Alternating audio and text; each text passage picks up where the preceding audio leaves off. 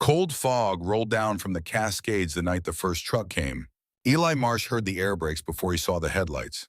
He was standing on the back porch of the farmhouse the way he often stood in the dark after supper, holding a ceramic mug of coffee that had gone cold an hour earlier. The habit had started after Ruth died. He couldn't have explained why he kept it, the standing, the cold coffee, the watching of a field that gave nothing back anymore. Maybe because she always said the best conversations happened at the back door where the house ended and the real world began. Maybe because standing there in the dark was the closest thing he had left to a conversation with her. The field in question had not done much in recent years worth conversing about. 3 years of drought and one bad season of root blight before that had turned the south pasture into something that looked like cracked pottery left too long in the kiln. Deep fissures ran across the ground where topsoil had once held together under patient Oregon rain. Even in winter dark, Eli could see the pale gray of exhausted earth stretching 200 yards toward the tree line. He had watched it die the way you watch something you love die, unable to stop it, unable to look away, learning slowly the particular discipline of continuing your life in the presence of a loss that didn't announce itself all at once but arrived in increments season by season. Until one morning you understood that what you were looking at was finished. He set the cold mug on the porch railing. A second truck groaned around the bend on County Road 7, its headlights swinging wide through the Douglas firs. Then a third. The convoy moved with deliberate slowness, engines laboring under heavy loads, air brakes hissing at each curve like something enormous breathing in the dark. The sound bounced off the frozen hillsides and filled the valley in a way that made it hard to judge distance or number. Could have been 5 trucks, could have been 20. Eli pulled his canvas coat tighter and walked down the porch steps into the frozen grass. His dog Hatch woke from a hay bale near the barn door and lifted his graying muzzle toward the lights. Hatch was part border collie, part something larger and wilder that no one had ever satisfactorily identified, nearly 13 years old now, with a left rear hip that clicked when the weather turned cold and a habit of lying in exactly the spots Ruth used to prefer. He had Ruth's name for him. She had named him after a carpenter she'd admired in her hometown, a man who built things carefully and without waste. The dog had absorbed her name and her preference for particular patches of sunlight and her habit of appearing silently at the moments when presence mattered most. He had slept outside her bedroom door every night of her illnesses until the very end. Afterward, without ceremony or apparent decision, he had simply transferred that same watchful loyalty to Eli. Following him through fields and machine shed and the long, sleepless hours after midnight, with the patient consistency of something that did not need the arrangement explained to understand it completely. The first truck slowed at the gravel turnoff and stopped. A man climbed down from the queen wearing a reflective orange vest over a heavy flannel shirt.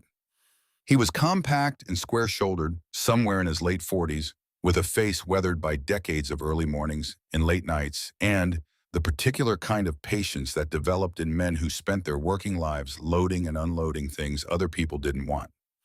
He moved with the efficient calm of someone who had arrived at a job, assessed it, and was ready to proceed. His name was Danny Varga, though Eli didn't know that yet. Marsh property, Danny called across the fence. Marsh property, Eli confirmed. Danny consulted a clipboard beneath the truck's running lights, ticking something off. You Eli Marsh. Depends what you're carrying. Danny glanced back at the trailer behind him. The truck sat heavy on its axles, the suspension compressed under weight. Cascade roast and bean. Portland. You talked to their logistics manager fellow named Kerr. Eli said nothing for a moment. The fog moved through the fir trees at the road's edge. The second truck idled behind the first, waiting. He could smell it already from where he stood, faint but unmistakable, pushed ahead by the cold air like a rumor. Something dark and bitter and strangely alive. Back them up to the south field, he said. He unlatched the pasture gate and pushed it open. Danny nodded once and climbed back into the cab. What followed over the next 2 hours was the first act of a thing nobody in Harlan Creek, Oregon would understand for a long time. 5 trailers backed one by one into the dark pasture and released their loads with hydraulic groans that echoed through the still night. Thousands of pounds of used coffee grounds, black and dense as wet clay, still warm from the processing facility, poured onto the cracked earth in enormous mounds. Steam rose from each pile immediately in the freezing air, white and thick, curling upward through the headlights like smoke from hidden fires beneath the surface of the ground. The smell expanded across the pasture, and then beyond it over the fence line down toward the creek, up into the pines, bitter and earthy and complex like roasted grain crossed with forest floor after 3 days of rain. It was not an unpleasant smell, not exactly. It was the smell of something that had been through heat and pressure and transformation and come out the other side as something different from what it had started as. By the time the last truck rumbled away down County Road 7, the south pasture looked like something catastrophic had happened there. 5 enormous black mounds stood against the pale winter sky, steam rising from each of them in slow drifts, the whole field transformed from gray exhausted earth to something lunar and strange. Eli stood at the edge of the nearest mound and breathed in the steam. He crouched down slowly with the careful deliberateness of a man whose knees had absorbed 60 years of farm work and pressed his palm flat against the surface. Warm. Not surface warm the way soil could be warm in an afternoon sun. Deep warm. The kind of warmth that came from something working inside, from biology, from process, from the invisible machinery of decomposition, doing its slow, essential work beneath the surface. He stayed there with his hand pressed against it for a long time. He was still there when he heard Cole's boots in the frozen grass. Cole Marsh was 22 that winter. He carried his age the way young men carried worries that belonged to older ones, visible in the set of his jaw, in the permanent slight tension around his eyes, present even when he was calm. He was tall like his father, broad through the chest from years of farm labor that had started in earnest at 14, with dark eyes that showed more than he usually intended, and his mother's particular habit of going very quiet just before he said something important. He had also inherited his father's habit of saying nothing at all when silence cost less than words, which meant that the two of them could share a truck cab for 40 miles without speaking, and neither would find it uncomfortable. This shared quality had served them well through the lean years of the farm. It had also made certain necessary conversations harder to start than they should have been. He stood beside Eli and looked at the black mountains in the dark and said nothing for a long moment. "Those were coffee trucks," Cole said finally. "Yes. Dumping. Depositing." Cole looked at him. "What's the difference?" Eli pushed himself upright. "One of them I'm getting paid for." The silence between them stretched across the steam rising from the piles. Somewhere in the fir trees at the field's edge, a barred owl called once low and resonant. Cole crossed his arms against the cold. He stared at the field. This field he had grown up on, that he had turned hay in and stacked posts in and driven the old tractor through in the pale light of 100 summer mornings. It was barely recognizable now under the black mounds. "How much?" Cole asked. "Enough to keep the equipment payments current through spring." "And then what?" Eli started walking toward the barn. "Then we see what happens." Cole stood there alone a moment longer. The steam rose and drifted. The owl called again farther away this time.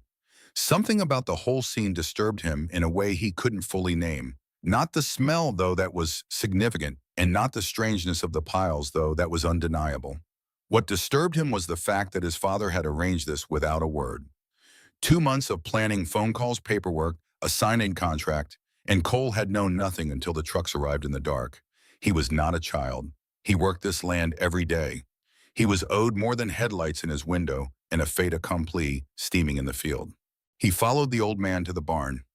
"When did you sign this agreement?" he asked. Eli hung his work gloves on a nail beside the door. The lantern on the wall threw a yellow circle across the old timber and the hanging tools and the smell of hay and diesel and years. "November," he said. "November." Cole repeated the word slowly. "It's January." "Yes. You've been sitting on this since November." I wanted to be sure before I said anything. "Sure of what?" Eli found the soil thermometer on the workbench, the long metal kind, nearly as tall as a fence post designed for compost work. He held it without using it for a moment, looking at it as though it contained something he was trying to find words for. "That it would work," he said. Cole leaned against the doorframe and looked at his father in the lamplight. There were conversations in every family that required a particular kind of courage to begin. Not dramatic courage, not the courage that showed itself in crisis, but the quieter kind that came from deciding that a discomfort you'd been avoiding was no longer acceptable to avoid. He was at the edge of one of those conversations now, and he could feel its weight. But his father had turned back to the bench and was writing something in his notebook, and the moment passed before Cole found his way into it. He walked back to the house through the frozen grass past the black mountains of coffee grounds, still breathing steam in the dark, and went to bed in the room he'd slept in since childhood. He lay awake for a long time listening to the silence that remained after the trucks were gone. The next morning, Harlan Creek found out. The smell reached the highway before dawn. Not offensive exactly, it was more persistent than offensive, the way coffee smells in a diner that's been open 50 years, embedded in the walls and floors, and air a permanent presence. By 7 in the morning, the smell had settled across the lower end of the valley like a weather system. By 9 o'clock, 3 neighbors had called the county agricultural extension office. 2 had driven slowly past the marsh property on County Road 7 to look, and someone had photographed the piles from the road and posted the photograph on the bulletin board at Miller's Feed and Supply with a handwritten note that read, "Marsh Place New Garbage Dump." Rex Holloway arrived before noon. He drove a red F250 with a gun rack in the rear window and the slow proprietorial manner of a man who believed the county existed primarily as context for his own concerns. Rex was 64 years old, heavy through the middle with a permanently sunburned neck, and the particular brand of confidence that came not from accomplishment, but from the fact that he had occupied his position long enough that he had started to mistake duration for authority. He had farmed the property adjacent to the marshland for 30 years. He had lent Eli equipment. When equipment needed lending, had shown up with a casserole. When Ruth died, had stood at the fence in good years and talked about rain and cattle prices with the comfortable ease of men who understood each other's difficulties. But there was also something in Rex that needed to be larger than the thing beside it, and the Marsh Farm had always been beside it. And this need had grown quietly over the years into something that no longer resembled friendship, though it still used friendship's vocabulary. He parked along the fence line and climbed out without being invited. Cole was repairing a section of irrigation pipe near the gate. He glanced up once and went back to work. Rex leaned on the fence and surveyed the black hills across the pasture with the deliberate attention of a man who had appointed himself assessor of everything within his sight line. The steam had subsided in daylight, but the smell had not, and the morning sun lit the mounds in a way that made them look even larger than they had in the dark. "That what I think it is," Rex said. Cole kept his hands on the pipe fitting. "Depends what you think it is." "Looks like garbage," Rex said. "Smells worse than garbage." "It's coffee grounds." Rex let this sit for a moment. Who told Eli he could dump coffee grounds? Nobody told him anything. He made a business arrangement. Rex tilted his head toward the farmhouse. "Your daddy home?" "He's working." Rex looked at the piles again, with the expression of a man who had already decided what he thought and was now compiling evidence to support the decision. "Long as it stays on your side of the fence," he said. He got back in his truck. Cole watched him drive away down County Road 7 toward his own property and felt something settle in his chest that was not quite anger and not quite dread, but lived in the neighborhood of both. He thought about the conversations Rex would have in town, at the feed store, at the diner where the farmers gathered on Thursday mornings, and he thought about how those conversations would travel and what shape they would have by the time they came back to him. He thought about his mother, who had loved the neighbors the way some people loved weather, accepting it as given, working around its less pleasant forms, finding something to appreciate in all of it. She would have known what to do with Rex's Holloway. She would have found the sentence that acknowledged his concern while declining to let it matter. Cole did not have that sentence. He had his father's instinct to say nothing, and nothing was what he said. The rumors arrived faster than the smell had. By the end of the first week, 3 versions of the story were circulating through Harlan Creek, with the particular vitality that rumors acquired in small agricultural communities where winters were long and news was scarce. In the first version, Eli Marsh had experienced a quiet breakdown in the years following his wife's death and was filling his land with garbage as the outward expression of an inward disintegration that his neighbors had been privately predicting for years. In the second version, which traveled farther and faster than the first, Eli was being paid substantial sums by a Portland corporation to operate what was effectively an illegal commercial waste dump on agricultural land, and the county should be notified before the practice contaminated the groundwater. In the third version, the most creative and therefore the most durable, the coffee grounds were a cover story for industrial chemical byproduct. The smell was designed to mask something more dangerous. And the whole arrangement had been brokered with the assistance of someone at the county seat whose name nobody could quite pin down, but whose existence everyone was confident of. None of these were true. The third version required knowledge of chemistry that none of its authors possessed, and logic that would not have survived a direct question. But truth was not the relevant quality. The relevant quality was whether the story satisfied the need that had produced it, which was the need to explain why a man in the community had done something inexplicable, without the explanation requiring any revision of the community's existing understanding of the world. Cole heard version 2 on Saturday morning at Miller's Feed and Supply. He was standing near the seed display waiting for a clerk when two ranchers talked at the propane counter in voices calibrated for conversation with each other and perfectly audible to everyone else in the building. He drove home without the fence staples he'd come for.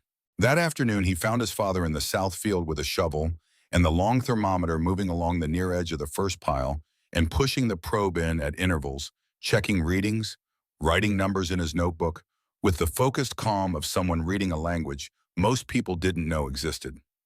Hatch lay in a patch of thin winter sun nearby, watching with the alert patience of a dog who had learned long ago that the most interesting things happened when you waited quietly. Cole stood beside his father and watched him work for a moment before speaking. People in town think you've lost your mind. Eli checked the thermometer reading and wrote it down. What do you think? Cole looked at the Black Hills. The afternoon light was low and pale, and the steam from the piles moved slowly in the cold air. He thought about the feed store conversation. He thought about Rex Holloway at the fence with his proprietorial eyes and his loaded silences. He thought about his mother who had known things about his father that Cole was only beginning to understand the edges of. I think, Cole said carefully, that you owe me the whole story. Eli looked at him for a moment, those pale blue eyes that revealed what they chose to reveal and held back everything else. Then he drove the shovel into the ground and left it there like a marker. Come inside, he said. The machine shed in winter had its own particular atmosphere. The smell of oil and cold metal and old wood, the amber warmth of the hanging lamp, the sense of accumulated time that came from a workspace used by the same hands for decades. Ruth had called it Eli's thinking room. She had brought him coffee there on winter evenings when he worked late setting the mug on the corner of the bench, without interrupting whatever problem he was chewing on, withdrawing quietly. Cole had watched her do this 100 times as a child. It had seemed to him then a small thing barely worth noting. It seemed to him now, in the years since her absence, like one of the most graceful acts of attention he had ever witnessed. The bench was covered in notebooks. This was the first thing that startled Cole, not the coffee, not the trucks, not even the contract sitting folded under the old tobacco tin on the corner of the bench. The notebooks. Dozens of them organized by year, some going back to the late 1980s, all of them filled in his father's dense, careful handwriting. He picked one up and opened it at random. Numbers, dates, observations, soil temperatures at different depths, moisture readings, color notations, east section, gray-brown, no cohesion, west edge near creek, darker, hold shape. Questions written in the margins in smaller script as though they were private enough that they shouldn't take up full lines. What feeds the biology below? What distinguishes the acres that hold water from those that don't? Is this a chemistry problem or a biology problem? Cole set it down and looked at his father. How long have you been tracking this? Since the summer your mother died. Cole sat down slowly on the spare stool. Eli opened the oldest notebook and set it in front of his son without sitting down himself. He stood at the bench the way he stood in the field, present, but not pressing, making himself available without making demands. The first entries were from August of 1988, 4 months after Ruth died. They were simple at the beginning: soil temperatures, rainfall notations about which areas of the farm stayed productive longest through dry spells. But the entries grew more detailed over the following months and years, more specific, more theoretical, references to things Eli had been reading, agricultural journals, university extension publications, mail-order books from academic presses in California and Oregon. Observations that moved gradually from description toward hypothesis. Cole turned pages slowly. You've been studying this for 11 years, he said, reading mostly, observing. The studying started when I had something worth studying. Why didn't you say anything to me? Eli looked at his hands on the bench for a moment. Outside, the wind had picked up, and was moving through the top branches of the firs along the property line. That particular sound that Oregon winters made at night, not threatening, just persistent, like something reminding you it was there. When he spoke, his voice was level and careful the way it got when he was being precise about something that mattered. Your mother, the last spring as she was sick, she used to have me carry her chair out to the south field in the afternoons. The doctor said outside time was good. She'd sit there for an hour or two while I worked nearby. He paused. She said the south field felt different from the rest of the farm. She couldn't explain exactly what she meant by that.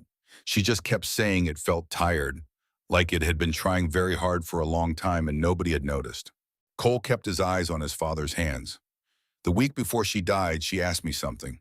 She asked if I thought land could heal the same way people they healed if it just needed the right kind of attention, the right conditions. Eli looked up. I told her I didn't know. She said she thought it could. She said she believed the south field wasn't finished, it just needed someone patient enough. He paused. I've been trying to find out if she was right. The lantern swayed slightly in a draft from under the shed door. The sound of the wind in the firs continued. Cole sat with this for a long time before he reached under the tobacco tin and picked up the contract. It was 4 pages. He read through it carefully: payment terms, delivery schedule, liability, waivers, land use specifications covering the south pasture, specifically provisions for termination. Legal language that was dense but navigable if you read it slowly. He reached the end of the 4th page and then counted page numbers. The contract jumped from page 4 to page 6. He held it up. There's a page missing. His father said nothing. Dad? Yes, Eli said. There is. What was on it? Eli took the contract gently from his son's hands and set it back beneath the tin with the particular deliberateness of someone returning something to its designated place. A clause, he said, relating to value recapture. If the land increases in value due to the materials deposited, the company retains a partial interest in that increase. The shed was very quiet. You signed a contract with a missing page, Cole said slowly, knowing what was on it. I signed the contract they gave me, which was missing a page. Which was missing a guarantee, Eli agreed, one they chose not to include. Cole stood up from the stool. He walked to the shed door and stood there looking out into the yard where Hatch had relocated from the field to the space near the tractor tire, curled against it for warmth. The dog's ribs rose and fell in the cold dark with the slow rhythm of deep sleep. They'll come back for it, Cole said. If it works, when it works, they'll come back with that clause and they'll want what they think it entitles them to. I know. Then why do this? He didn't turn around when he asked it. He was looking at Hatch, or at the yard beyond the dong, or at something in the distance that the darkness didn't make visible. His voice was not angry. It was the voice of someone asking a genuine question whose answer he genuinely wanted. Eli was quiet for a moment. When he spoke, his voice carried something that was not quite certainty and not quite resignation, but occupied the steady ground between them. Because they called it garbage. For 3 years they paid landfill fees and hauled it away and considered themselves fortunate when the fees went down. They drove 200 miles to find someone who would accept it. Cascade had tried 11 different properties before they called me. They were grateful, Cole. They were relieved to have the problem solved. He paused. People don't usually come back to fight over the thing they were grateful to be rid of. And if they do, then we'll already have proof of what this land could do. And that proof will matter more than a clause in a contract. Eli looked at his son's back. But I don't think they'll come back. Not for years. Not until the value is obvious enough that someone who wasn't there at the beginning decides it was valuable all along. Cole turned around. He looked at his father in the amber light of the shed. He looked at the notebook stacked on the bench, 11 years of patient observation and careful thought, the private record of a man working towards something nobody could see yet. You really believe this is going to work, Cole said. It wasn't quite a question. Eli looked at him steadily. I believe the soil can remember how to be alive, he said, if you give it enough time and enough to feed on. He paused. Your mother believed it first. Cole didn't say anything else. He walked back to the house alone, through the frozen grass, past the coffee mounds, still breathing faint steam in the dark. He went to bed and lay awake for a long time and did not close the distance between himself and whatever his father was doing. but he stopped walking away from it. That was something. It wasn't much, but it was something. February arrived with more cold and more fog and the particular stillness of a county that had turned inward for the winter. The trucks came twice a week on Tuesdays and Fridays, always before dawn, always driven by Danny Varga, who had taken on the Marsh account as his primary run, and who worked with the quiet efficiency of a man who understood his job was to get in and out without leaving more impression than necessary. He was polite at the gate. He kept his drivers off the main property. He managed the paperwork without requiring Eli to come out in the cold, unless Eli chose to, which Eli often did standing at the fence in the dark, with his coffee mug while the trailers unloaded as though the watching were part of the work. Cole watched Danny Varga from a distance and filed him away without articulating why. There was something about the man's carefulness that registered not just in the driving and the paperwork, but in the way he looked at the piles when they went in the slight hesitation he had before he handed over the clipboard. Cole would not think about this again for years. When he did think about it again, it would be because it had become important. Rex Holloway came back to the fence twice more in February, both times with versions of the same complaint. The smell was crossing the property line. The smell was affecting his cattle. Someone should be told about the smell. Each time Eli listened without defensiveness and said the smell would diminish as the grounds integrated into the soil and the winter temperatures dropped. Each time Rex drove away having failed to achieve whatever he'd come for, which Cole suspected was not relief from the smell, but confirmation that he had been right to object and that his objection had mattered. The rumor about the chemical contamination acquired a new detail in February. Someone had identified the compound in question, a pesticide byproduct, according to this version used in the treatment of coffee plants in South America, present in residual quantities in the grounds. This version spread through the county with the efficiency of a story that was specific enough to seem researched. The Harlan Creek Advocate, the weekly paper, ran a short item asking the county environmental office to investigate. The county sent a form letter. The environmental office confirmed that used coffee grounds were an organic agricultural byproduct with no established contamination risk. The form letter did not slow the rumor's circulation. Cole absorbed all of this in the compressed, continuous way that a person absorbed things when they lived in a small community and had no exit from it. Every trip to Miller's, every stop at the post office, every conversation at the hardware counter. He did not argue, he did not explain. He said almost nothing. He inherited this from his father, and he deployed it the way his father deployed it, not as weakness or evasion, but as the practical acknowledgement that most arguments were not really about the thing they appeared to be about, and that winning the argument rarely changed the underlying conviction. But it cost him. He could feel it costing him day by day, in the way small injustices always cost the people who endure them quietly, not in any single dramatic moment, but in the accumulated weight of 100 small moments that each seemed survivable, and that together became something heavier than any of them had been alone. Spring arrived reluctantly, the way Oregon springs often arrived, gray and tentative and cold. Well into April, the light returning without warmth, the ground wet and dark and reluctant to be worked. But the south field was different. Cole noticed it first on a Thursday in early May. He was checking the irrigation line along the south field's eastern edge when he saw it, a thin strip of green at the base of the nearest compost pile where it met the existing soil. Not much. A narrow margin of new growth, pale and fragile looking, barely visible against the dark earth. He crouched and looked at it for a long time. Then he found his father in the machine shed and brought him out to see it without saying what he was bringing him to see. Eli crouched at the edge of the green strip and looked at it for a long time too. He said nothing. He picked up a pinch of the dark soil between the green growth and held it between his fingers, feeling its texture, its cohesion, the way it held together instead of crumbling to powder. He brought it to his nose briefly, then he stood up and walked back to the shed. Cole stood there alone with the thin green strip. He understood standing there that this was what his father had been building toward for 11 years. Not this exact outcome. Eli could not have predicted the exact timing or the exact manifestation. But this category of outcome, the proof that the dead thing could begin again, that the exhausted ground his mother had sat beside in her last spring had something left in it that hadn't been visible yet because no one had fed it properly. He did not catch up with his father until evening at the workbench where Eli was recording the day's observations. "It's early," Cole said. "Yes." "Could still fail." "Yes." "But you knew it was coming." Eli looked up. "I knew the conditions were right."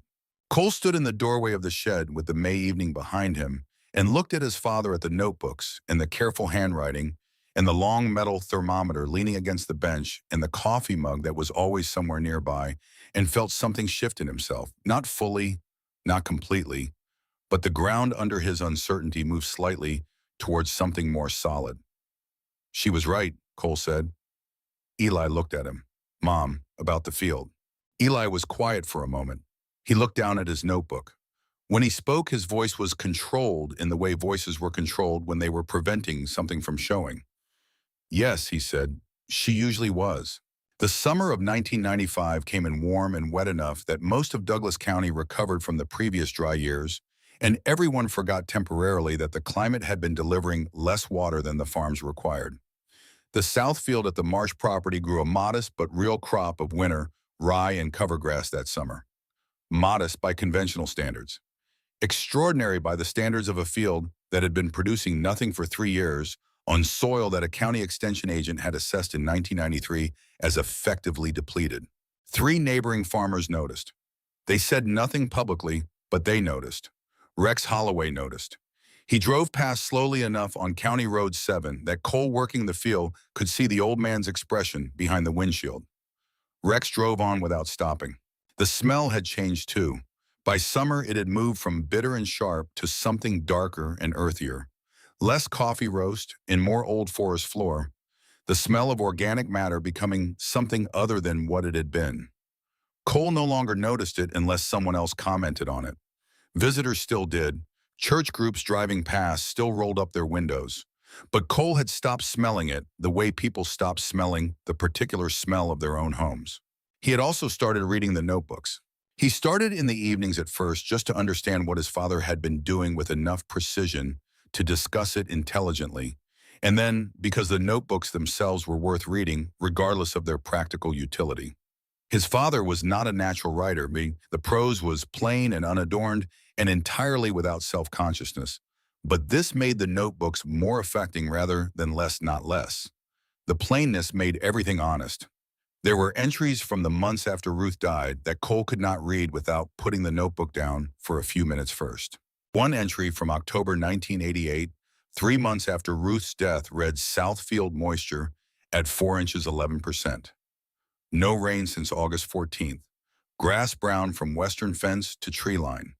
Asked today at the extension about carbon amendments, they suggested lime and commercial fertilizer. Bought neither. Lime treats symptoms. Fertilizer is a loan you pay back with interest. There has to be a different answer. Ruth would have asked a different question. Cole read that sentence 4 times. He set the notebook down and went outside and stood in the dark yard for a while. By the fall of 1995, he had read everything through 1990.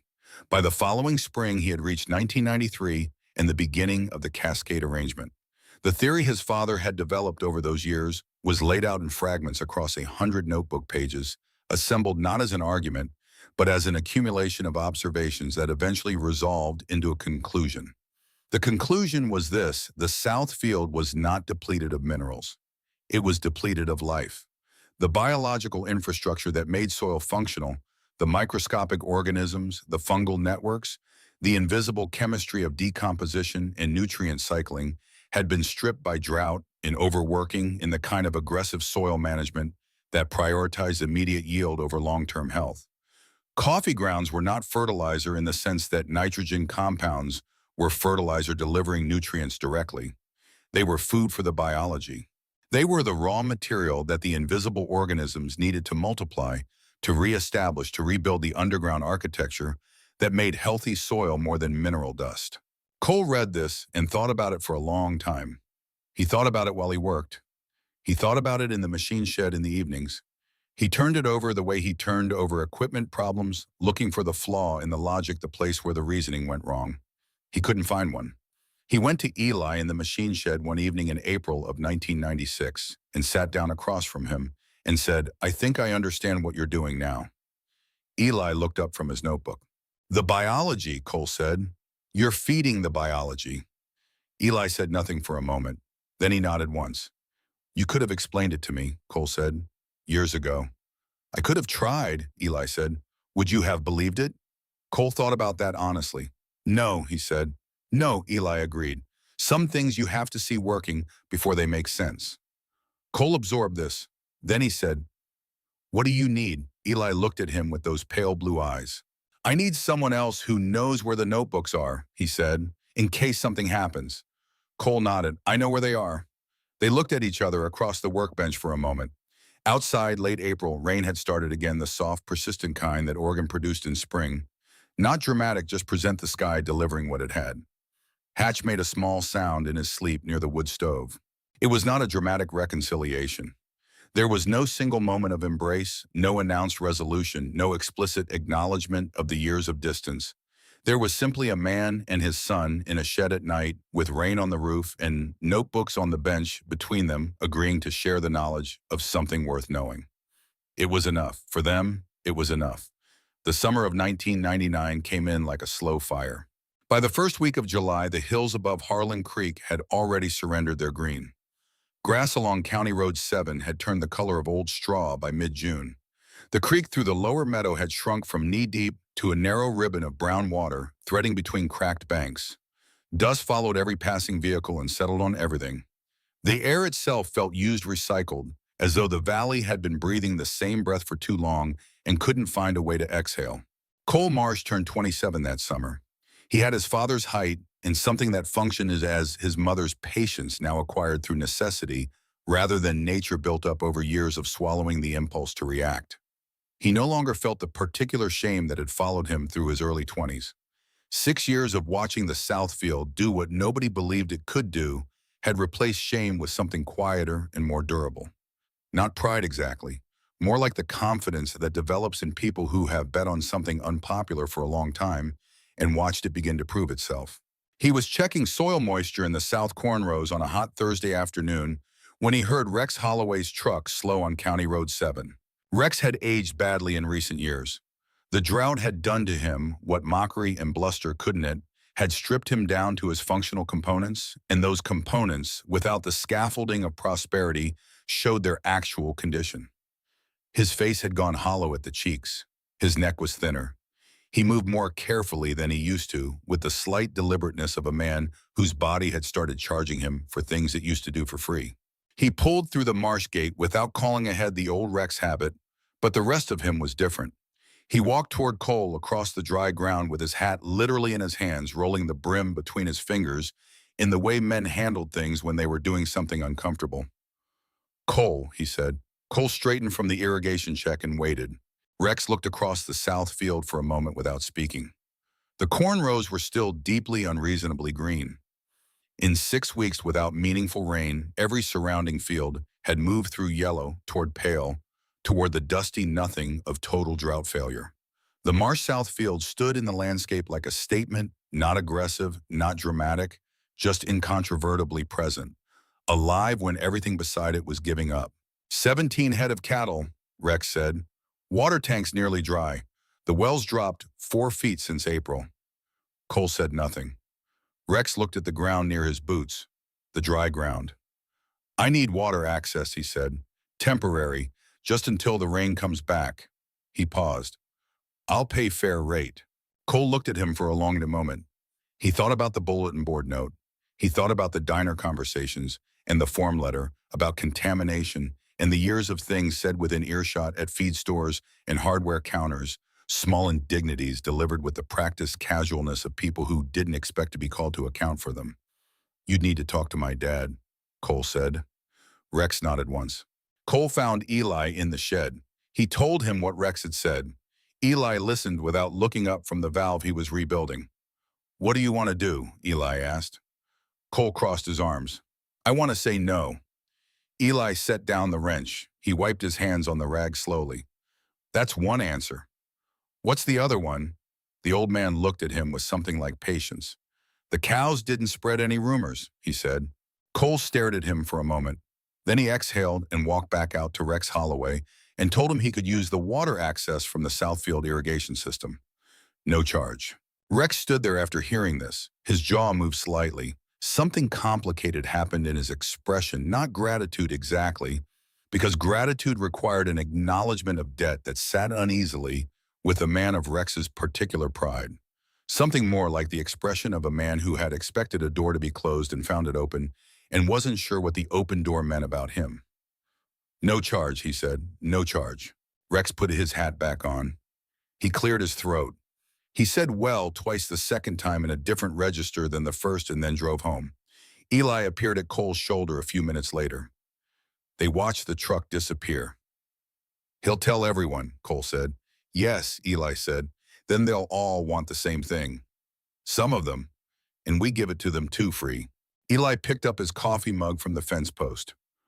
We give it to the cattle, he said simply. The cattle didn't do anything to us. That was the end of the conversation. But Cole noticed in the weeks that followed that something had changed in how neighbors drove past on County Road 7. The slow roll and stare had always been there. But now some of them turned in. Not all at once, not loudly, one at a time with hats in hand, arriving at the gate with the sheepish directness of people doing something that required courage, precisely because it required admitting something. Bill Cormer first from the property up the North Road, then the aldermans, then 3 or 4 others. Cole had grown up alongside men and women who had made their quiet judgments across years of fence lines. Each time Eli said yes, no charge. Each time Cole helped string the water lines and manage the access schedule without comment on the history.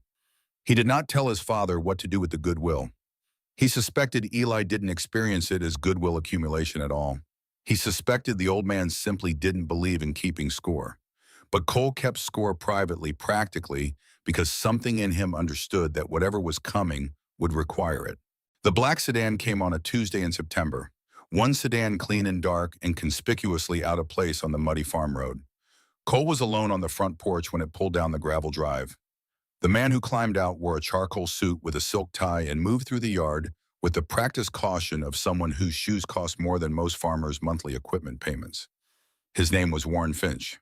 He was in his early 50s, sharp-featured, silver-haired, with the controlled affect of a man who had spent decades in professional negotiation and had learned to treat every interaction as a transaction whose terms were still being established. He carried a leather briefcase. He produced a business card from his breast pocket with the smooth efficiency of a gesture performed thousands of times.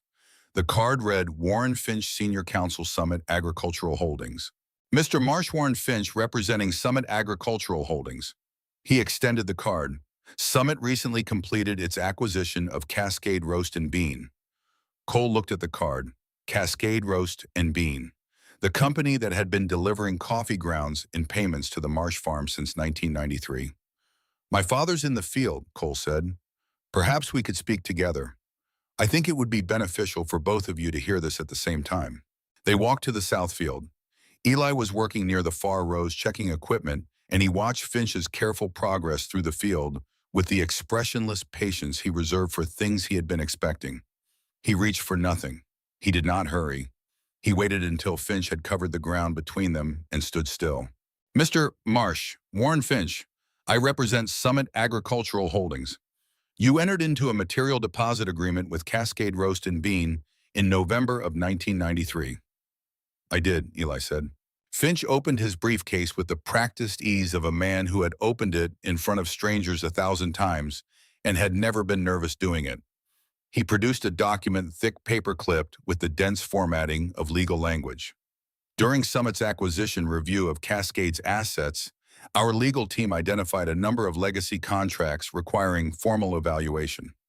Your agreement was among them. Specifically, the original contract included a value recapture clause applicable in the event that deposited materials contributed materially to an increase in land productivity or assessed value. Cole had been very still since Finch began speaking. This property, Finch continued, based on our preliminary assessment, qualifies for that clause's application. Cole said quietly and precisely, what does that mean in plain terms? Finch turned to him with the slight recalibration of a man who preferred technical language, not because it was more accurate, but because it was harder to argue with. It means Summit is entitled to 70% of any increase in the land's assessed value attributable to the deposited materials. The field was silent. The corn stood in its rows. Above the tree line, a hawk moved in slow circles on the September thermals. The clause, Eli said. You mean page 5. Finch paused, a fractional pause well-controlled but present. I'm not certain which page. Page 5 of the original contract, Eli said. The page that was not included in my copy. Finch's jaw tightened fractionally. Our records indicate a complete contract was executed and distributed to both parties at the time of signing. Then you have a different record than I do. Our legal team has reviewed this thoroughly. The clause is enforceable regardless of the copy you're retained. What's the dollar number? Cole said. Finch produced a second document. The appraisal column at the bottom carried a figure that Cole absorbed without expression, which required considerable self-discipline. Based on current comparable land sales in Douglas County and the assessed productivity increase documented in the county records over 6 years, Summit's claim represented several $100,000. A number large enough to matter. A number large enough potentially to matter catastrophically. Cole looked at that number and understood something clearly for the first time. They had not come because of a routine acquisition review. They had not come because of administrative obligation or legal diligence. They had come because someone at Summit Agricultural Holdings had read the Oregon Agricultural Press, had read the university research about soil recovery, cases in the Pacific Northwest, had identified the Marsh Farm in Harlan Creek, had done the math on what the land was worth now versus what it had been worth in 1993, and had decided that what their predecessor had paid to dispose of had become worth recovering. The coffee grounds had been garbage until they weren't. And now the people who had called them garbage wanted the value they had become. Cole walked with Finch back to the sedan without speaking. He watched the car reverse carefully down the drive and disappear onto County Road 7. Then he stood in the yard for a long time. Eli came up beside him. They stood together in the September afternoon, the south field visible beyond the fence green and alive, and suddenly contested. You knew, Cole said finally, not that they'd come this soon, but that this was possible. Yes. The missing page. Yes. You said when they gave you the incomplete copy, you said they were planning this. I said they might be. I didn't know for certain. Cole turned and looked at him. What did you do about it? Eli met his eyes. I signed what they gave me, he said, and I watched. That's not a plan. It's the beginning of one. Cole felt the familiar frustration rise in him, the frustration of a practical man confronted with a father who operated on timescales that practical men found uncomfortable. We need a lawyer, he said. Yes. Now, Isha. Yes. And we need that page. Eli looked at him steadily. I know. Cole spent 3 weeks making phone calls. He called the county recorder. He called the Oregon Secretary of State's office about commercial filings. He wrote to 2 Portland addresses he found in old business directories and received no replies. He drove to Portland once and sat in a waiting room at a commercial records storage facility for 2 hours before being told that Cascade's physical files had been transferred to Summit's legal department during the acquisition. He drove home through rain on Highway 138 and sat in the truck in the driveway for a while, running through options, finding them close one by one. Then he went to the oldest notebook on the machine shed shelf and turned to January 1994. The entry was brief. Near the bottom of the page below, a series of temperature readings and a note about straw layering ratios. Varga Cascade driver. Delivers Tuesday/Friday. Good man. Careful with the gate. It took 4 more days to find a phone number through a trucking union contact in Eugene. The call connected on the 3rd ring. Varga. Mr. Varga, my name is Cole Marsh. My father is Eli Marsh. You used to deliver coffee grounds to our property in Harlan Creek. A silence. Not surprised exactly. More like the silence of someone who had been waiting for a call without knowing it would come. I remember Harlan Creek, Danny said. We're in legal trouble with the company, with the contract. Another silence. Cascade's gone now. Summit bought them. That's the problem. The line was quiet for a moment. Then the page 5 problem. Cole gripped the phone. You know about that. I drove for Cascade 11 years. I was there the first night your place and 3 others that season. I noticed the paperwork. the way the copies were handled. Danny paused. Your property was different from the others. The others were just fields. Yours had something in the ground at even then. You could feel it when you walked on it. It was tired, but it wasn't finished. He paused again. I did something that night. I don't know exactly why.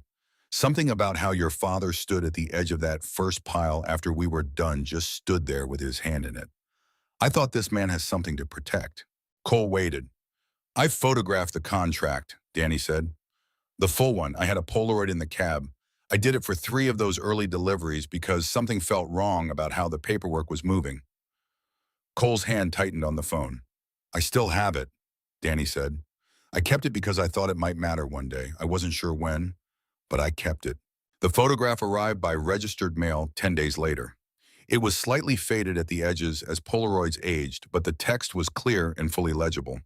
All 6 pages of the original contract, including page 5. Cole sat at the kitchen table with Eli across from him and read page 5 twice. The value recapture clause was there exactly as Finch had described it. 70% of assessed value increase. Clear language. Binding. But at the bottom of page 5, in the same formatting as the rest of the document, was a sentence that neither Finch nor apparently anyone at Summit had mentioned. This clause shall be void and unenforceable in the event that the depositing party fails to provide a complete and accurate copy of this agreement to the receiving party at the time of execution. Cole read it again. He looked up at his father. Eli was looking at the photograph. His face was controlled, very controlled, in the way that faces were controlled when something important was being held in place behind them. They wrote their own exit, Cole said quietly. They put the voiding clause in the same document they then deliberately withheld. So if they ever tried to enforce it, the defense was written by them. Yes, Eli said, which means they knew when they gave you the incomplete copy that they were voiding the clause in their own contract. They were setting up something they had already neutralized. Cole shook his head. Why? Because they didn't expect the land to actually become valuable, Eli said. They thought they were getting rid of a waste problem for cheap. The clause was boilerplate, something their lawyers put in every deposit contract as a precaution. The missing page was carelessness, not conspiracy. Not at first. He paused. It became conspiracy later. When someone at Summit looked at the acquisition files and found the 1997 assessment, Cole stared at him. What assessment? I don't know for certain, Eli said carefully, but I believe that when Cascade's lawyers did their routine soil reviews in 1997, they found what was happening here, and someone made a decision not to tell us. And someone at Summit found that decision in the acquisition files and decided to use it. Cole absorbed this. Then he said, we need to find that assessment. Yes, Eli said, and we need a lawyer. Her name was Patricia Oakes, and she came from Eastern Oregon ranch country and had spent 22 years practicing agricultural law in Eugene. She was 52, methodical, direct, unimpressed by complexity, and unintimidated by corporate counsel.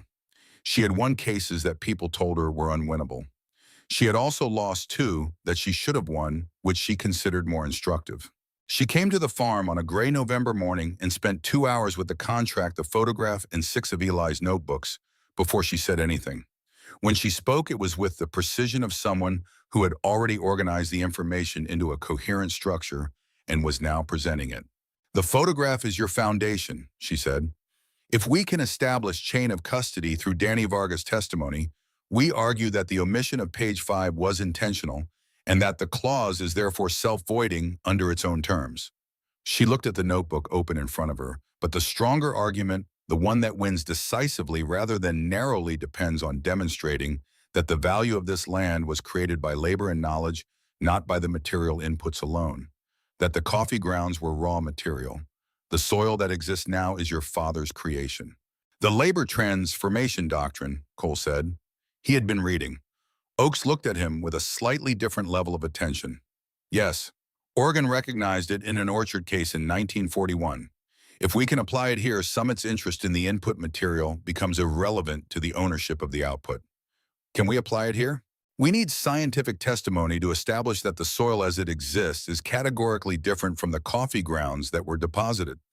That's not just a legal argument, it's a scientific one. We need someone credible who can explain the biology to a judge. Oregon State, Cole said. There's a soil science department. Get me a name, Oakes said.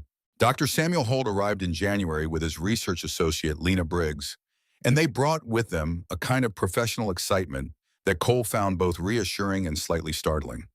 Holt was in his mid-50s, tanned and weathered, with calloused hands, in the comfortable directness of someone who had spent most of his career outdoors rather than in. He looked at the south field, and then at Eli's notebooks, and then back at the field, and the expression on his face was the expression of a scientist encountering a genuine surprise. Lena Briggs was 26, quick and precise, and enthusiastic in the way that people were enthusiastic when they had found their exact right work. She had dirt on her jeans within 15 minutes of arriving. She pressed both hands into the Southfield soil and held them there, and then looked up at Cole with an expression that was difficult to read because it was several things at once. Scientific excitement, something like reverence, and the slightly stunned quality of someone whose expectations have been significantly exceeded. I've read about results like this, she said. I've never actually seen one. They spent 3 days on the property, 32 soil samples from across the field, moisture retention profiles at multiple depths, microbial density counts, carbon to nitrogen ratios, root architecture mapping. Holt spent an entire afternoon going through Eli's notebooks, turning pages slowly, making notes. On the third afternoon, he stood alone in the south field for a long time before Cole walked out to stand beside him. Your father is going to be cited in soil science literature, Holt said. Cole blinked. He built a methodology, Holt continued, without calling it that, without knowing the academic vocabulary for what he was doing. He identified the right problem, biological depletion rather than mineral deficiency, and he solved it empirically, systematically over 11 years. His documentation is better than most graduate research I've reviewed. He paused. Why did he do all this? He made a promise, Cole said. Holt considered this. Then he nodded as though it made complete and sufficient sense to him. Will you testify? Cole asked. Yes, and Lena will. We'll submit the full analysis as expert testimony. Will it be enough? Holt looked at him directly. It will establish that the soil as it currently exists could not have been produced by the coffee grounds alone. The grounds were an input. What your father built from them required knowledge, time, and sustained labor that no corporation provided. He paused. Materials decompose. Knowledge transforms. The law can distinguish between them in the right court. Warren Finch came one more time before the hearing without appointment in his expensive coat and his careful shoes. He brought a settlement offer, a document that Cole read once and handed back. Summit would release their recapture claim in exchange for a perpetual right of first refusal on the South Field if the Marsh family ever chose to sell. Cole handed it back without sitting down. We'll see you in court, he said. Something brief and controlled moved across Finch's face. The photograph's provenance can be challenged, he said quietly. Not threatening, just informational. A 30-year-old Polaroid taken by a truck driver with no legal standing. A 30-year-old Polaroid taken by a man with no financial interest in the outcome, Cole said. And 20 years of spotless professional record. And a very clear memory of the night your predecessor company handed my father a contract with the page missing. He met Finch's eyes. That's what you're asking a judge to disbelieve. Finch looked at him for a long moment. Then he picked up his briefcase. You have a good farm here, he said. Yes, Cole said. We do. The hearing was in Roseburg on a gray February morning in a county courthouse that smelled of floor wax and old paper, in the particular official atmosphere of rooms where decisions were made by people with authority to make them. Cole had driven through ice fog from Harlan Creek, in the dark Eli in the passenger seat. In the silence, they had always been comfortable in both of them carrying what they carried separately and together. The courtroom was fuller than Cole expected.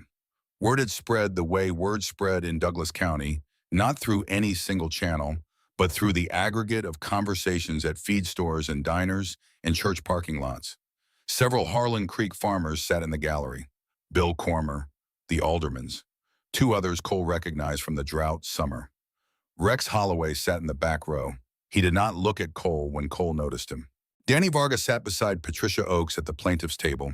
He wore a clean button-down shirt and had the contained stillness of a man who had prepared himself for something that mattered. He did not appear nervous. He appeared careful, which was something different. Dr. Holt and Lena Briggs sat directly behind Cole and Eli. Holt had a leather folder on his lap. Lena had a notebook. She had gone through the notebooks with the same quality of focused attention with which she touched soil, wholly present, finding what was there. On the other side of the aisle, Warren Finch sat with two associates and a senior Summit attorney Cole had not seen before. Her name was Margaret Sloan. She was formidable in the specific way that thorough preparation made people formidable, not dramatic, not aggressive, but present in every dimension of the proceeding simultaneously. The judge was the Honorable Dora Canfield, 71 years old, Willamette Valley farm family, 17 years on the circuit court. She had the face of a woman who had heard a great many things and retained the capacity to hear more. She listened to opening arguments with an attention that gave nothing away and missed nothing. Patricia Oakes presented the Marsh case in the order that made its logic clear: the contract, the missing page, the photograph, the voiding clause, the labor transformation doctrine, the expert testimony that would establish the soil as Eli Marsh's creation rather than Cascade's material. She was calm and specific and declined to editorialize. The facts were adequate to the argument. She did not dress them up. Margaret Sloan's response was elegant and genuine. The missing page was an administrative irregularity, not evidence of fraud. The clause existed in the executed original. Record-keeping failures did not void enforceable agreements under established Oregon contract law. And the value recapture clause's application did not require the depositing party to have created the value it required, only that the deposited materials have contributed materially, which by any reasonable scientific assessment they had. Cole watched Judge Canfield during both arguments. Her face was neutral in the way that served judges well, not empty but contained. The afternoon turned on Danny Varga. He took the stand and answered Oakes's direct examination with the same steady, unhurried quality that Cole had recognized on the phone. He described the deliveries. He described the night at the Marsh farm. He described the photograph and his reasons for taking it. Margaret Sloan's cross-examination was professional and careful. She raised questions about the photograph's chain of custody, about Danny's reasons for keeping it, about the possibility that his memory of events 30 years prior might be less reliable than he believed. She asked whether he had ever been compensated by anyone connected to the Marsh family. She asked whether he had any personal reason to want Summit's claim to fail. Danny answered everything with the same measured calm. "Mr. Varga," Sloan said finally, "you had no legal training, no reason to believe the contract was improper, and no instructions from anyone to photograph company documents. Is that accurate?" "That's accurate," Danny said. "Then why photograph it at all?" Danny was quiet for a moment, not uncertain thinking, finding the precise answer to a precise question. "Mr. Marsh stood at the edge of the field that night after the last truck was done," he said. "He stood there alone and put his hand in the first pile of grounds and stayed there a while. I've delivered a lot of loads I wasn't proud of. I know what a man looks like when he's protecting something he built. That was what that looked like." He paused. "I wanted him to have a fair shot at keeping it." The courtroom was still. Sloan moved on efficiently, but the stillness remained in the room like a weather system that had moved in and intended to stay.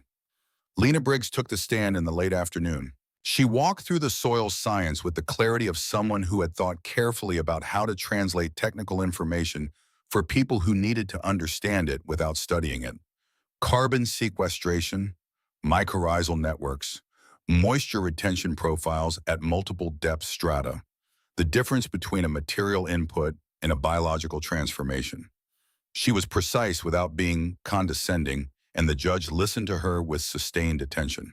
Then Oakes asked the question that mattered. "Ms. Briggs, in the course of your research for this case, did you discover anything significant about Summit Agricultural Holdings' prior knowledge of this property?" Sloan rose. "Objection, relevance." "Your Honor," Oakes said, "2 questions." "Proceed." Lena looked at the judge. "During our analysis, we reviewed agricultural survey records submitted to the State Extension Office between 1996 and 1999. Those records included a soil assessment contracted by Cascade Roast and Bean on several properties receiving coffee ground deposits, including this one. The assessment was conducted in 1997. The room was quiet. "What did the assessment find?" Oakes asked. "It found that the Marsh property in Harlan Creek was developing biological soil characteristics, carbon density, microbial population density, moisture retention, architecture that were significantly above initial projections. The assessment concluded that the property was on a trajectory to show substantial, measurable productivity increases within 2 to 3 years. Who received this assessment? Cascade Roast and Beans Senior Management, which means through acquisition documentation, Summit Agricultural Holdings. Sloan was on her feet. When was the acquisition of Cascade finalized? Oakes asked. April of 1999. And when did Summit's legal team first contact the Marsh family regarding the value recapture clause? September of 1999. Oakes let this sit. Sloan's objection came and was acknowledged, and the damage was already in the room. What the evidence showed, assembled in its correct sequence, was this Cascade had conducted a soil assessment in 1997 that identified the Marsh property's trajectory. Summit had acquired Cascade in April 1999 with full access to that assessment. In September 1999, 5 months after the acquisition, Summit's senior counsel appeared at the Marsh farm to invoke a clause in a contract that Cascade had, whether through carelessness or design, provided to Eli Marsh in incomplete form. The sequence was not proof of conspiracy in the criminal sense, but it was, as Oakes argued in her closing, the pattern of a deliberate commercial strategy, the exploitation of an information asymmetry created by the withholding of a document against a landowner who had been given no reason to know what he hadn't received. Judge Canfield's ruling came 16 days later. Cole read it at the kitchen table in the early morning before Eli was up with a mug of coffee that was actually warm. He read all 12 pages twice. Then he sat with it for a while. The judge found for the Marsh family on all principal claims. On the incomplete contract, the pattern of evidence, the assessment predating the acquisition, the contract's own self-voiding language, the independent witness testimony established that the omission of page 5 was not administrative error, but the foundation of a commercial strategy. A clause intentionally withheld from one party at execution was unenforceable against that party under Oregon contract law. On the value creation question, applying the labor transformation doctrine from the 1941 Orchard case, the judge found that the soil as it currently existed on the Marsh South field was categorically distinct from the materials deposited in 1993. The transformation had required 11 years of sustained, documented, systematic labor and knowledge. No corporation had provided those. The value created belonged to the person who had created it. The final paragraph of the opinion read, "The soil that exists today on the Marsh South field bears little resemblance by any scientific measure to the coffee industry byproduct deposited there beginning in 1993. What was deposited was waste material valued by its original owners at less than zero. What exists today is the product of 11 years of patience, observation, and systematic work by a man who understood something about land that neither his neighbors nor the corporations seeking to benefit from his effort appeared to understand, that what the world discards is sometimes raw material, and that what appears to be ending is sometimes beginning." Cole sat with those sentences for a long time. Then he pulled on his coat and went to find his father. Eli was in the Southfield. This was not surprising. He was almost always in the Southfield in the morning. Cole walked out through the gate and across the dark February earth, his boots leaving marks in the damp ground.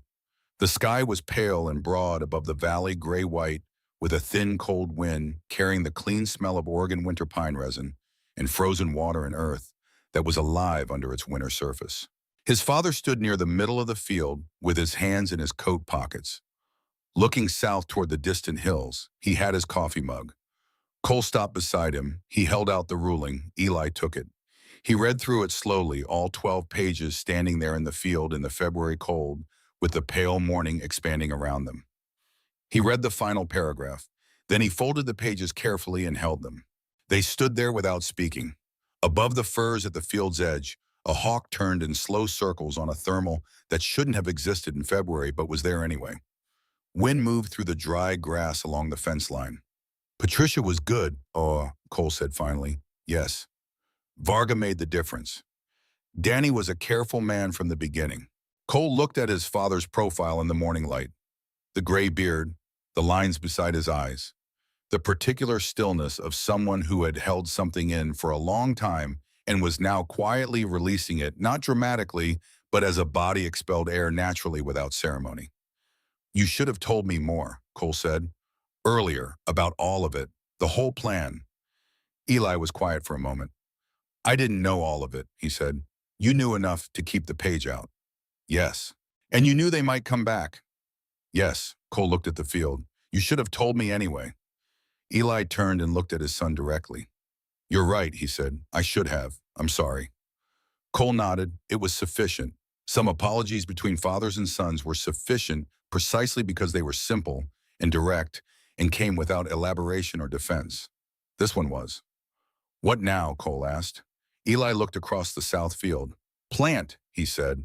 The university wants to publish. Oaks thinks we could license the methodology. There's money in this. There's always money in something that works, Eli said. That's not why we did it. No, but it could help other farms. Eli was quiet for a long moment. He looked at the dark earth. He seemed to be listening to something beneath the surface of the question, the way he always seemed to be listening to something when he stood in this field. We'll share it, he said. The notebooks, the method, whatever helps. But the land stays. All of it. All of it. The wind moved across the south field, and the field received it quietly. Cole looked at the distant hills beyond the property line and felt something settle in him that had been unsettled for a long time, not since the trucks first came in the dark, not since the feed store embarrassments, not since any particular moment, but across all of them accumulated. He felt it settle now like soil after rain, slowly without drama finding its level. That evening after supper, Eli asked Cole to come to the machine shed. The shed looked as it had always looked, the workbench, the notebooks ordered by him, the hanging lamp making its same amber circle. Hatch lay near the door with the careful breathing of a very old dog who had learned to take the measure of each breath. He was nearly 15 now and moved in the slow, deliberate way of something that understood its resources were finite and managed them accordingly. Ruth had named him after a carpenter. He had outlasted most of the things she had named him into. Eli went to the far end of the back shelf behind the rows of notebooks. He reached to the space behind them and produced a small tin box, the kind used for tea or dried spices, old and slightly dented. He set it on the workbench. Inside was a folded piece of paper softened to the texture of cloth by years of folding and unfolding, and a photograph. The photograph showed Ruth Marsh in the south field. Cole recognized the tree line, the specific angle of the land. She was sitting in a canvas folding chair with her hands loose in her lap, looking toward the camera with the expression that Cole remembered most from his childhood present, in a way that made the person she was looking at feel entirely seen. Warm but not soft, attentive in the way that cost something to sustain and was worth what it cost. Cole looked at the photograph for a long time without speaking. When was this? He said finally. Spring of 1988, 6 weeks before she died. Cole set it down carefully, the way you set down things that mattered. Eli unfolded the paper.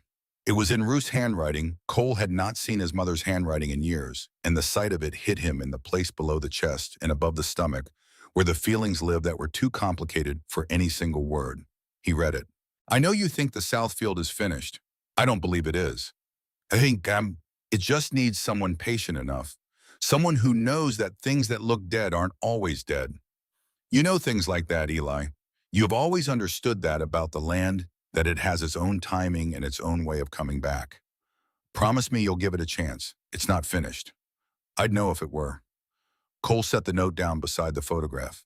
He stood at the workbench in the amber light of the shed and looked at what his father had kept in a tin box behind the notebooks for 11 years. The proof of a promise made to a dying woman beside a field she believed in. The reason for all of it. Outside, the winter wind moved through the firs. The sound was the same sound it had always made, low and persistent and entirely indifferent to human concerns, which was not the same as cold. You named it for her, Cole said. It was not quite a question. He had seen the small wooden marker at the south field's corner for years, weathered and low, with 2 letters RF. He had always assumed it was a property boundary marker, never asked about it. Ruth's field, Eli said simply. I put the marker in the first spring anything grew. She asked you to give it a chance. I wanted her to know I had. Cole looked at his father in the lamplight. At the old man's face, the gray beard, the deep lines, the pale eyes that were holding something steady, that wanted to move. He thought about 11 years of quiet work in the field his mother had believed in. He thought about the notebooks and the careful handwriting and the temperature readings and the long thermometer and the winter mornings before dawn with the coffee mug in the cold. He thought about what it took to keep a promise to someone who wasn't there to see it kept. He thought about the kind of grief that found its purpose, that turned itself over years of patient work into something that could grow. She picked the right man, Cole said. Eli looked at his son for a moment. Then he looked at the photograph of Ruth sitting in the field she had believed in 6 weeks before she died. She usually did, he said. He picked up his coffee mug from the corner of the bench. He took a slow, unhurried drink. The lamp swung slightly in a draft from under the door. Hatch sighed in his sleep near the wall. Outside, the south field lay dark and resting in the February night, alive, beneath its surface, patient, in the way that living things were patient when they had learned that patience was not passivity, but the longest form of faith. The trees moved at its edges. The stars, where they appeared between clouds, were cold and very distant and entirely steady. And in the machine shed under the amber light, a father and his son stood at the workbench over a photograph and a folded note in a tin box, in the accumulated record of 11 years of believing something nobody else could see, and neither of them said anything more because nothing more was needed. The years that followed were quiet years, in the way that years are quiet after the drama has been absorbed into the permanent record of what happened. The hearing became a story people told. The court opinion traveled through Oregon agricultural circles and reached eventually academic circles and then general press. The marsh farm in Harlan Creek was named in Dr. Holt and Lena Briggs's published analysis, which appeared in a soil science journal in 2002 and was cited by subsequent researchers in papers Cole would occasionally find at the county library and place on the machine shed bench without comment. By 2002, 4 farms in Douglas County were working modified versions of the marsh method. By 2004, a dozen more across southern Oregon had begun the process. The conversation in the valley had changed, not dramatically, not overnight, but in the way that agricultural communities changed when something proved itself in the field, which was the only proof that ultimately mattered to them. People talked about soil biology now, about carbon, about the difference between feeding a plant and feeding the ground a plant grew in. The vocabulary was Eli's, filtered through Holt and Briggs, and then through the network of farmers who had started doing what they'd watched Eli do for years. Rex Holloway came to the marsh door on a Sunday morning in the spring of 2003. He had a bag of seed corn in one hand. He asked, without preamble or elaboration or any reference to the history between them, whether Cole could spare an hour to walk him through the compost process. Cole walked him through it. 2 hours. All of it, the layering, the temperature management, the monitoring schedule, the moisture balance, everything in the notebooks translated into practice. Rex thanked him at the gate with his hat in his hands and drove home. The following summer, his east field produced its first successful hay crop in 4 years. He called the farm to report this. He asked to speak to Eli. Cole handed over the phone without listening to the conversation. He walked outside and stood in the south field instead, in the deep green of a June morning, with the light coming across the valley from the east in the buoyant horizontal way of early summer, warm on the face and clear on the eye. He thought about his mother's note, about what she had seen in the ground before it gave any evidence of what it held. He thought about the kind of knowing that preceded proof of faith, that was not the absence of doubt, but the decision to keep working in the presence of it. He stood there a long time in the field she had believed in. Eli found him there eventually, without hurry, without announcement. He came across the dark earth from the direction of the barn and stopped beside his son. Hatch was gone. Now had died peacefully the previous winter at the age of 15 on the rug inside the back door, where he had always preferred to sleep on cold mornings and where he had simply not woken up. Cole had buried him at the south field's corner near the RF marker. It had seemed right. Ruth had named him. The field had been hers. He belonged there. They stood together in the June morning, and the south field stood around them, and the Oregon sky was wide above the Cascades, and the distant hills were green in the way they were green only at the peak of summer, a green so deep it looked like something the light was holding rather than reflecting. "You know," Cole said finally, "when I was young all those years, I thought you were the most stubborn man I'd ever met." Eli's mouth moved in the slight way that served him as a smile. "You weren't entirely wrong. I thought you were doing it to prove something to everybody. To Rex Holloway and the feed store and the county. All of them. No. I know that now." Cole looked at the field, at the corn standing in its rows, at the dark earth between the rows that held its moisture quietly and fed what grew from it and asked nothing in return except to be left alone to do its work. What kept you going, he asked. All those years of people laughing, people saying you'd lost your mind, saying the land was ruined, that you were ruined. What kept you at it? Eli stood beside him in the morning light and was quiet for a while. A red-tailed hawk turned slowly above the tree line at the field's edge. Wind moved through the corn and the corn received it. The soil under their boots was warm. She asked me not to give up on it, Eli said finally. On the field. Cole waited. And she never gave up on anything she believed in. Not the farm when the market dropped. Not the neighbors when they were unkind. Not me when I made it difficult to love me. He paused. It seemed like the least I could do to be as patient with the ground as she was with everything. Cole looked at his father. At the old man's face in the summer light, the weathered lines and the gray beard and the pale eyes that were calm now, in the way that water was calm after a long storm, settled at its own level, reflecting what was above it clearly. At the hands that had held temperature probes and shovels and coffee mugs, and a note from a dead woman asking him to keep trying and had kept trying until the ground answered. She'd be proud of you, Cole said. Eli was quiet for a moment. She'd be proud of both of us, he said. He picked up his coffee mug from the fence post. He took a morning unhurried drink. He looked out across Ruth's field in the summer morning and said nothing more because the field said it better than he could and had been saying it for years to anyone patient enough to listen.